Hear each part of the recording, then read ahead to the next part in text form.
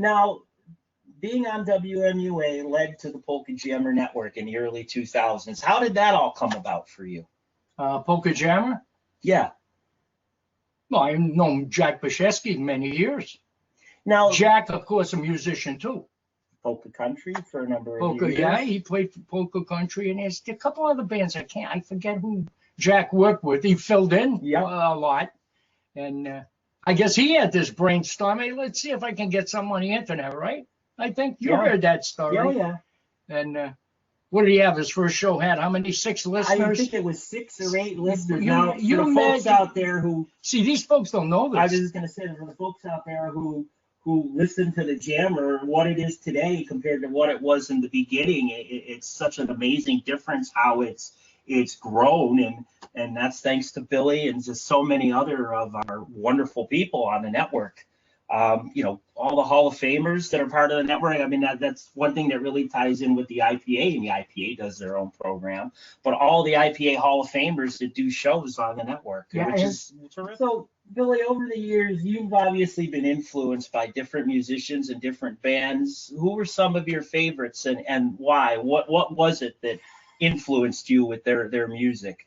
Well, I started doing accordion lessons 8 years old, and of course, I liked the way accordion sounded, and a lot of records when they came out, 78s, of course, in those days. Not that I'm saying I'm 85 years old or nothing, but sometimes I feel like it. You know what I mean? I'm listening to Al Soika and Ray Henry. I says, "Oh man, listen to those guys play." And then I got that couple of maybe three, 4 times I got invited to. Ray Henry caught wind of this somehow. That I love the way he played and all that. I ain't gonna touch. Hey, you want to come over to the house? We'll have a rapping section, man. Really? Shoot a fat about polkas and playing the accordion. I'll show you something. You ask me anything you want. Well, there you go. And Ray Henry, another guy right there. Come on over.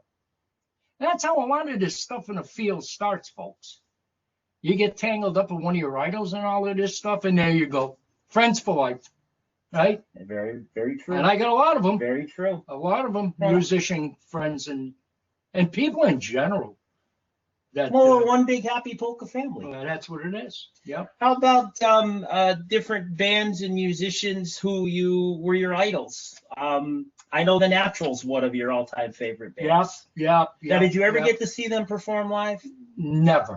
No. So the Bay State Four, how did you form? Yeah, I know Heavy Chicago had broken up. Right. And then came the Bay State Four. So how did that all come together? Yeah, I just, by some reason, I was talking to Jack. He says, well, here we are. What's up next?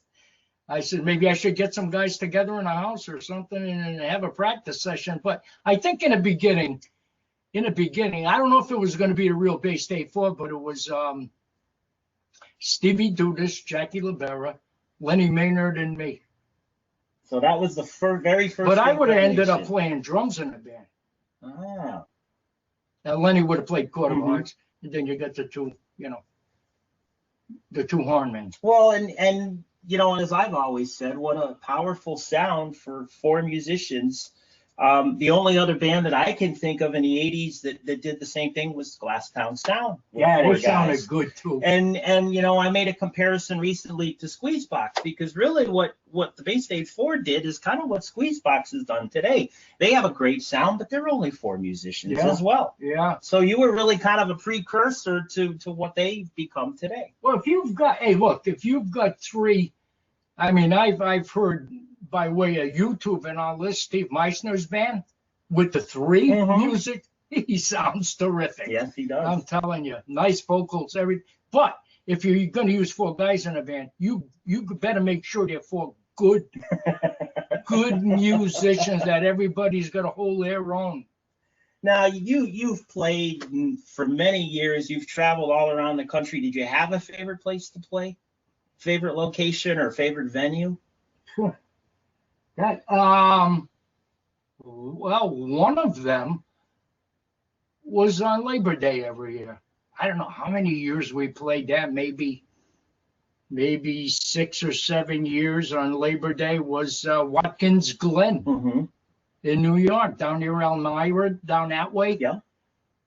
And there was all different bands that Friday, Saturday, and Sunday. We always ended up playing with Eddie Blazonczyk for some. I don't know what it was. We always ended up playing with Blas. So it got to the point that when we played hockey and something, here come half of Eddie's band over on our side and they're playing with us. I mean, it was terrific. Tremendous.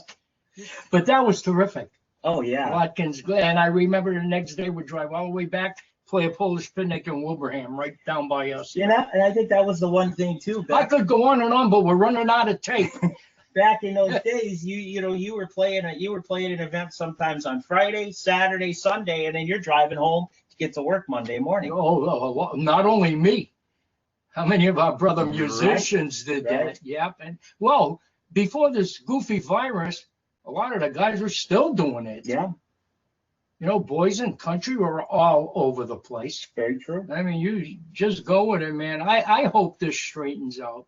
Because I hope this doesn't really put a big dent in the polka field. Because I think people still like to go and hear the live music. I'd like to hope that by the time this is all over, the people will be so eager to get out to an event that the dances will be packed again.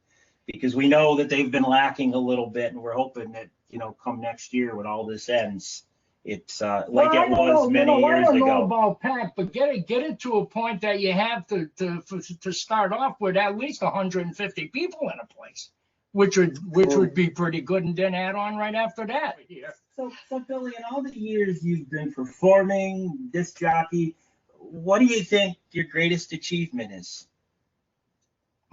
Well, Hall of Fame's got to be one of them. Now, I mean, that 2004, you were inducted into the International Polka Association Hall of Fame. What was that like from the time you got notified to the presentation?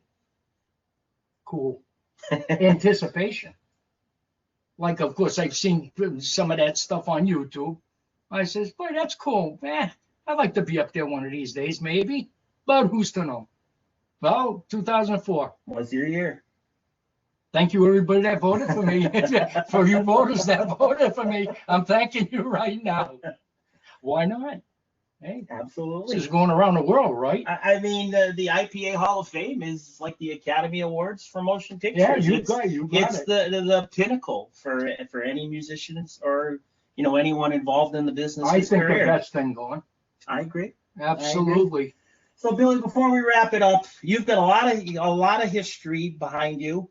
Do you have any advice for any of the up and coming musicians in the field today? Try not to quit. Keep up with it. If you like to play, and you're either running a band, bear with it if you can, and just like all the guys when we had so much competition in the polka field, they sat on the phone constantly calling bookers. Mm-hmm. I think a guy like Vasil Bullock was on the phone like at least calling bookers 3 times a week, if not more than that. And that's what you have to do. So I'd tell them to stick with it. Of course, and then you folks go see them play. That would be very important to do that. But yeah, this was nice. I'm glad I got invited to be a little part of this IPA weekend. Well, it's been an honor, Billy. I thank you, as do all of the IPA attendees. And thank Chris and all of that. Thank you, Chris Bogdan, for setting all this up, and the IPA Board of Directors. And hey, we hope everybody's having a wonderful Labor Day weekend, and maybe next year we'll get to see everybody together. That's what we're hoping. Yeah, live and direct somewhere. We'll see. Well, thank you, Billy. Thank you, IPA, and we'll turn it back to the main facility to continue on with more fun. Thank you, everybody. Thank you.